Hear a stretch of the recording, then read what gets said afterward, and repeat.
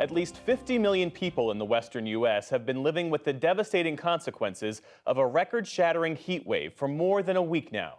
There have been triple-digit temperatures in parts of California every day, forcing the state's electrical grid to the brink of rolling blackouts. This week, Sacramento set an all-time temperature record for the city, a scorching 116 degrees.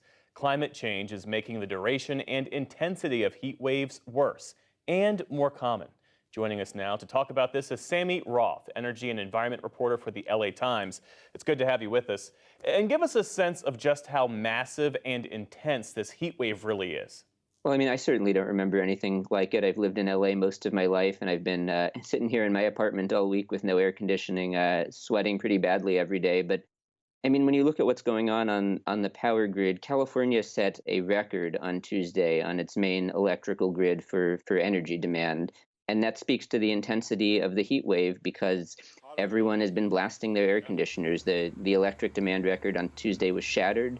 On Wednesday, we had the second highest electric demand ever, compared only to Tuesday, the day before. It's been 10 straight days at this point of the grid operator for the state warning that we're going to run out of power and potentially have rolling blackouts. That hasn't happened, but it speaks to how hot it's been.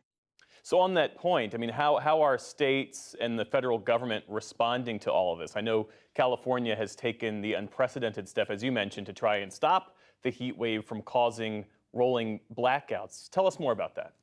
Well, so sure, part of it is on the blackout side. Governor Newsom has been sort of pulling in all of his chits here, calling around the state, trying to get people who have diesel backup generators to put them online, natural gas plants that have spare capacity, sort of begging them to put out just a little bit more, calling up big businesses and saying, please, please, please, during these critical hours in the evening when the solar power goes away, use a little less electricity.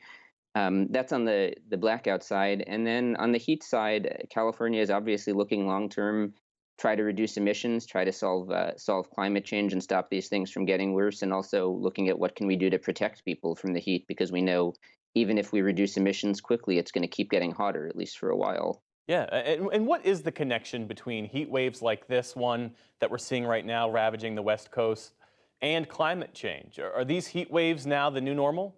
Well, I think new normal is actually kind of problematic because it's not like we're going to settle at this point. It's going to keep getting worse. This might seem unprecedented now, but pretty likely a few years down the road we're going to be seeing even worse. And the basic connection is that climate change is raising the baseline temperature of the planet. A couple of degrees of average temperature increase might not seem like a lot, but when you think about the bell curve and sort of, you've got a range of average temperatures in the middle and then extremes on either side, this is pushing the extremes out further and further. So as that baseline temperature goes up, we're going to see worse and worse heat waves at the extreme end. So based on your reporting, I mean, how can we best get a handle on these heat waves? What actions need to be taken now to protect people from these heat waves that, as you point out, are on track to get worse? Well, there's a lot of stuff that can be done in sort of the short and medium term, and California is at least attempting to pioneer some of these. So plant as many shade trees as possible, especially in communities, which are particularly communities of color and low-income neighborhoods where there's not a lot of shade and a lot of asphalt that absorbs heat and raises temperatures. Plant trees, add public parks, put in pavement that is reflective rather than absorbing to try to cool down neighborhoods. Governor Newsom actually signed a bill just on Friday that is going to rank heat waves like hurricanes for the first time in California. So the idea there is to be able to tell people, like, okay, we have a Category 4 heat wave coming up, and for people to have an understanding of what that means and to realize that they really need to take serious actions to prepare and to find a way to stay cool. And longer term, it's reducing emissions and stopping the heating of the planet. Long term, that's the only real solution. Sammy Roth is an energy and environment reporter for the LA Times. Thanks for sharing your reporting and your insights with us. You're welcome.